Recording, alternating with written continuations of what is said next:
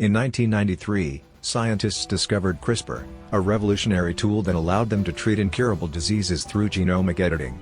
However, owing of the potential for misuse, the US government banned CRISPR in 2016, labeling it a weapon of mass destruction. The space station Athena 1 is in ruins today, and the whole crew is dead save for Carrie, who is requesting assistance from the control room. However, her boss won't open the door to the escape capsule unless Carrie retrieves the mutagen samples first. Afraid but desperate to survive, Carrie goes through the wreck and secures the 3 samples, but unfortunately she's spotted by the enemy. It turns out that an experiment gone wrong has created a monstrous mutated rat that went crazy, and now it's coming after Carrie. Her employer, however, will not unlock the hatch to the escape capsule unless Carrie first gets the mutagen samples.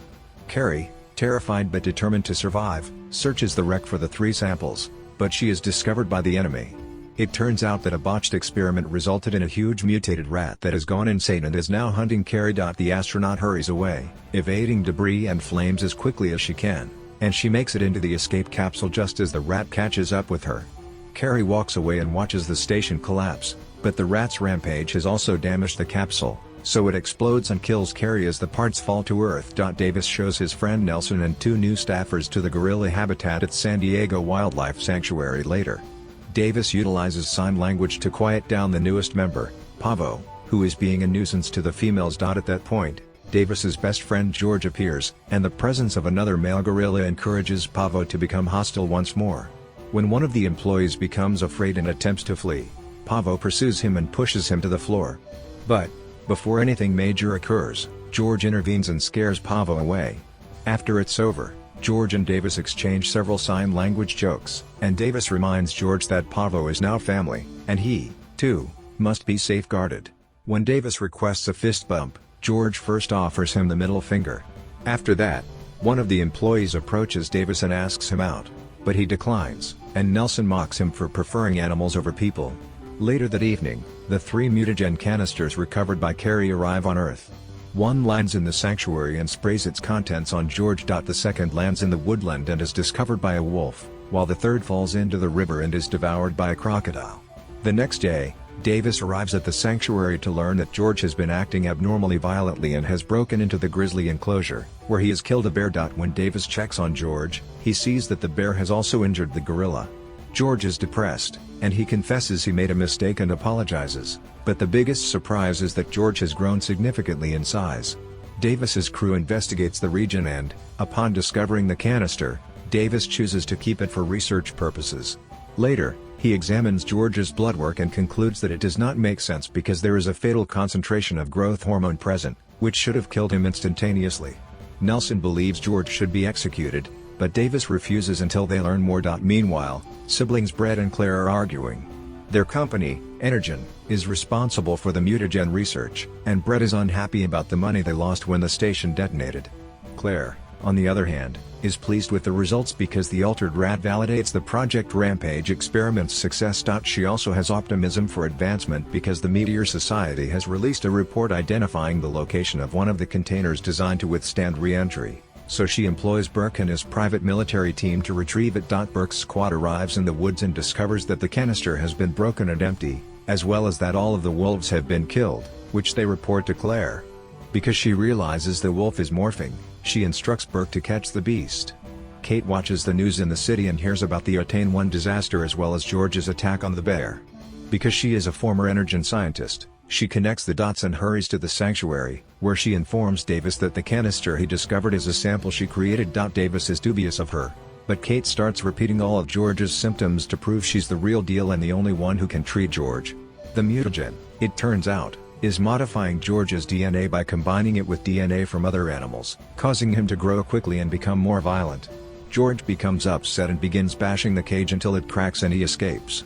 Then he storms through the church, causing commotion among the guests and even smashing automobiles with his fists. The cops rush over and prepare to shoot him, but Davis intervenes and uses sign language to calm George down. The cops lay down their weapons, but a sniper in a helicopter misses the memo and uses tranquilizer darts to knock George out. Meanwhile, Burke and his squad come upon Ralph, the altered wolf, in the wilderness. They shoot him down from the helicopter and then land to search for the body. However, the body has vanished, and instead they discover a massive paw print on the ground, which frightens a few soldiers. Ralph then abruptly attacks and begins killing all of the troops one by one.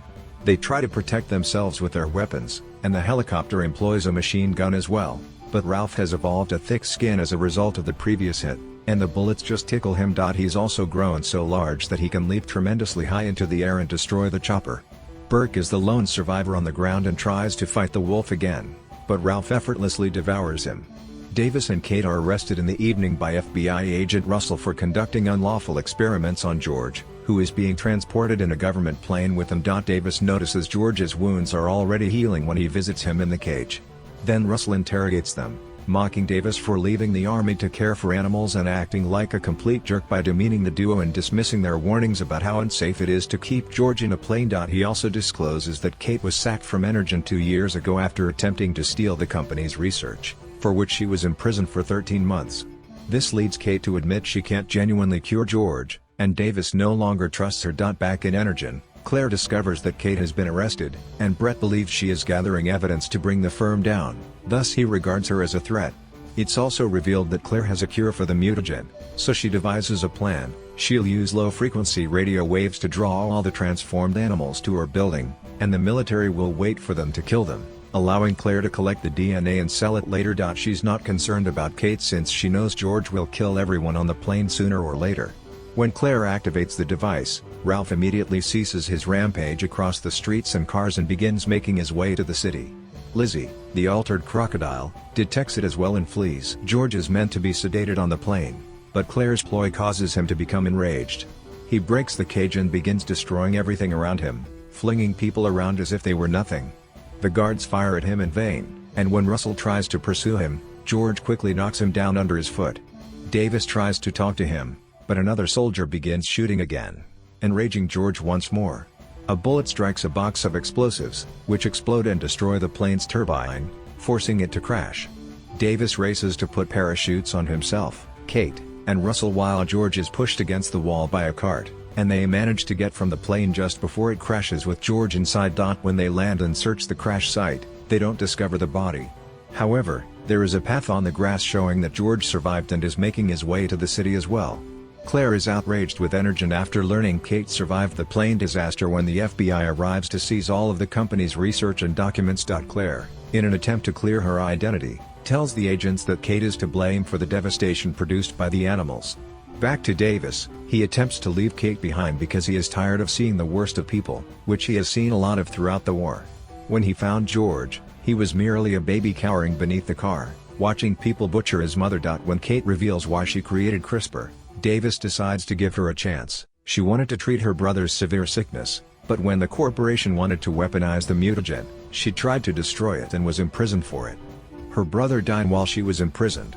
Russell now likes the pair because they saved his life, so he contacts his guys to be rescued. Colonel Blake then takes the group to an Air Force base and shows them footage of George and Ralph rushing to the city.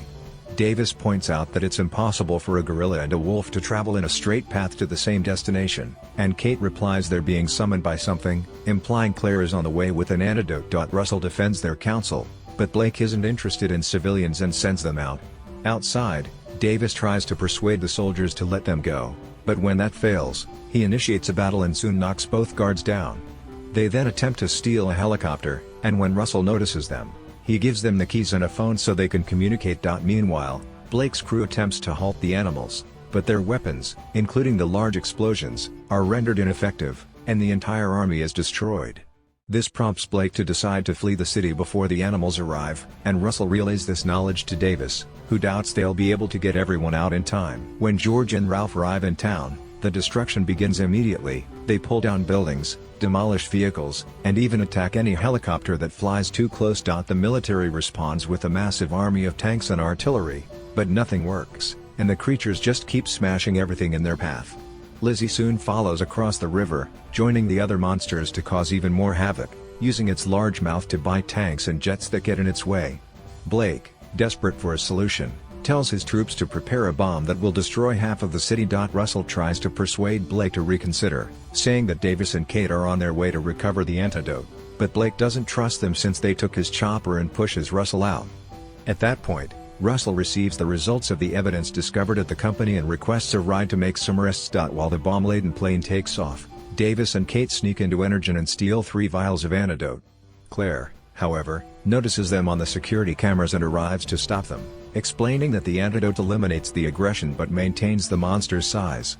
Then she grabs the vials from Kate and shoots Davis, who collapses unconscious on the ground. Claire then kidnaps Kate and takes her to the roof with her, but before they can leave in a helicopter, George climbs to the top of the building and smashes the chopper's tail. This almost kills Kate, but Davis returns and holds her as he explains that the bullet didn't strike any essential organs. While George is destroying the antenna that is sending the signal, Kate explains that she managed to salvage one of the vials, so they can still save George. When Claire confronts the duo again, Kate seizes the opportunity to stuff the antidote into her bag before hitting her while Davis shouts for his friend. George steps forward and snatches Kate in order to consume her and thereby obtain the antidote.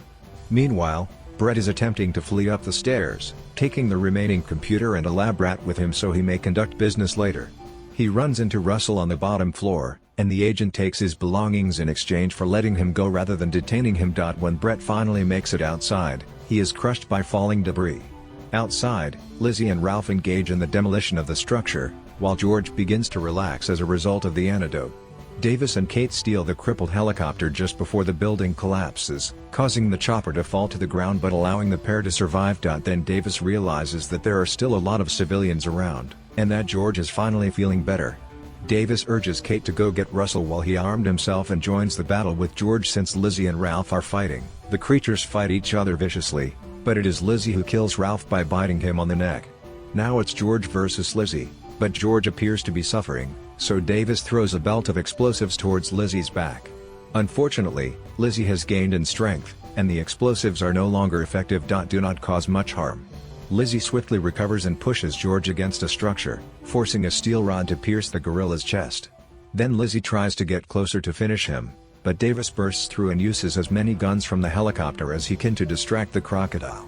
Lizzie believes it and pursues Davis, nearly killing him. However, George grabs the steel bar and leaps into the air, stabbing Lizzie in the eyes, effectively ending the struggle. Kate contacts Russell and informs him about the antidote, who contacts Blake to relay the word. Blake witnesses the casualties on the displays and chooses to cancel the airstrike mission, knowing that George is on his side. Unfortunately, George collapses after winning, and Davis must pause to mourn his best buddy. Davis detects some jerking as he prepares to depart and understands George is simply toying with him. Before Davis and the gorilla share a fist bump, the gorilla extends his middle finger. Davis's next job is to find a location where they can house George.